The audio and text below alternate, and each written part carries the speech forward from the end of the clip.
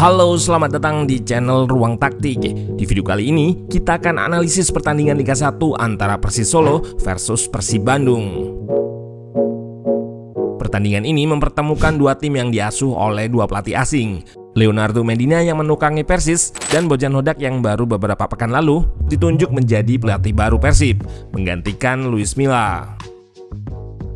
Di bawah kepemimpinan pelatih baru, Persib langsung mengubah pakemnya menjadi 4 back, setelah sebelumnya lebih banyak menggunakan pakem 3 back bersama Luis Milla.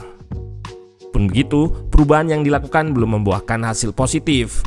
Skuad Persib masih harus beradaptasi dengan taktik manajer barunya.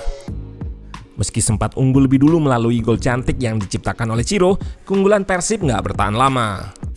Hanya berselang kurang dari 2 menit, Persis samakan kedudukan dan berhasil membalikkan keadaan di menit 44.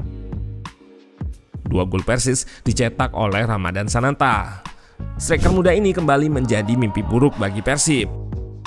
Musim lalu, ia juga mencatatkan brace ke gawang Maung Bandung saat ia masih membela PSM Makassar. Nah, penasaran dengan jalannya laga dari segi taktikal? Let's go, kita bahas sama-sama. Leonardo Medina menggunakan formasi 4-4-2, Jamerson dan Rian Mizar di jantung pertahanan. Di depannya ada Sutanto Tan sebagai DM dan Mesidoro sebagai gelandang yang lebih aktif menyerang. Ramadan Sananta dimainkan di area kiri. Ujung tombak tengah diisi oleh David Gonzalez Gomez dan Ortega. Sementara Persib menggunakan pakem 4 back. Center back diisi oleh Ibo Nevo bersama Rahmat Irianto. Mark Klok sebagai gelandang box to box didampingi oleh Deddy Kusnandar sebagai gelandang bertahan. Di depan, David Da Silva ditopang oleh Ciro, Beckham, dan Ezra. Improvement yang sudah terlihat dari Persib adalah ketika di fase menyerang. Winger nggak lagi harus bekerja sendirian karena kali ini Persib lebih sering melakukan wide overload. Dan ketika winger menguasai bola, fullback akan naik melakukan overlap guna memberikan support kepada winger. Tujuannya menyediakan opsi umpan ataupun memecah marking lawan. Sebelumnya, Ruang Taktik sudah pernah membahas di video kekurangan Persib musim ini di bawah Luis Milla, yaitu wingernya yang seringkali nggak mendapatkan support dari pemain lain, sehingga ia sering kesulitan ketika menghadapi lawan yang melakukan double cover.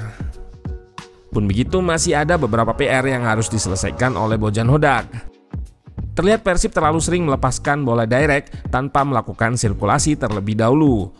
Tujuannya untuk memancing blok press lawan naik dan disorganisasi pertahanan lawan. Sehingga saat long pass dilepaskan, masih ada banyak pemain Persis di belakang yang menyulitkan Persib untuk memenangkan duel udara dan duel second ball atau bola muntah. Padahal, jika kita lihat gol yang mereka ciptakan, Persib melakukan sirkulasi terlebih dahulu. Juara ISL 2015 ini mengubah arah serangan ke sisi jauh dengan indirect switch atau ubah arah serangan melalui umpan pendek. Dan di sisi sayap, Ciro yang menguasai bola mendapatkan support dari Putu Gede yang melakukan overlap sehingga memecah marking fullback Persis kepada Ciro dan membebaskannya untuk melepaskan tembakan Trivela menggunakan kaki bagian luar yang gak mampu dijangkau oleh kiper Persis.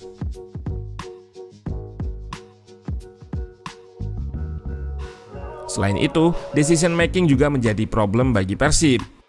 Nampak di beberapa klip ini, pemain Persib terlalu cepat melepaskan bola ke depan di saat masih ada ruang untuk melakukan dribble atau link up guna memancing bek lawan keluar sebelum melepaskan umpan.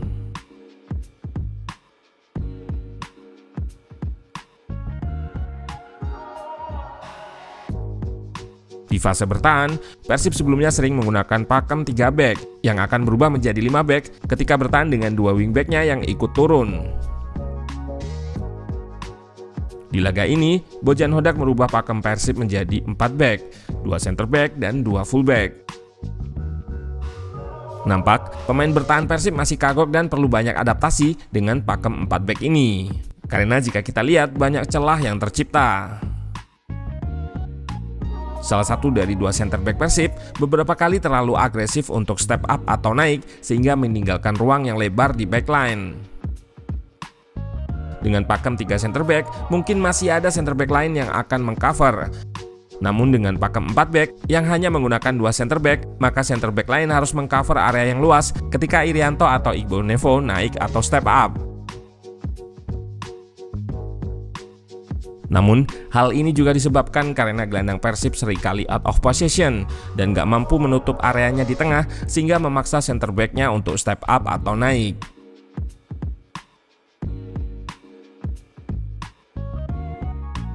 Persis yang sudah ditukangi oleh Medina sejak musim lalu di pertandingan ini terlihat lebih matang. Di fase attacking, Laskar Sambernyawa ini seringkali melepaskan trupas atau umpan terobosan dengan Mesidoro sebagai targetnya. Ia yang berposisi sebagai gelandang tengah akan merangsek masuk melalui ruang di antara back-back Persib. Hal ini pula yang terlihat di gol balasan Persis yang hanya berselang kurang 2 menit dari gol pertama Persib Bandung. Mesidoro berhasil lolos dari jebakan offset yang dilakukan oleh Persib dan melepaskan crossing kepada Sananta di tiang jauh.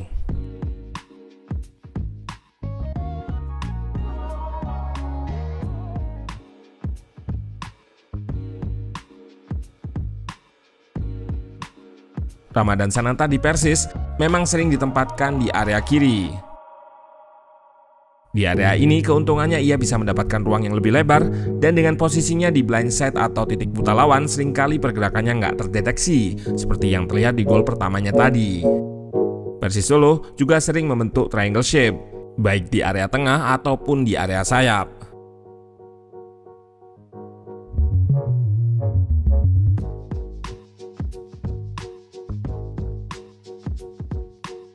Gol keduanya pun memperlihatkan hal ini. Umpan kombinasi dari 3 pemain yang membentuk segitiga.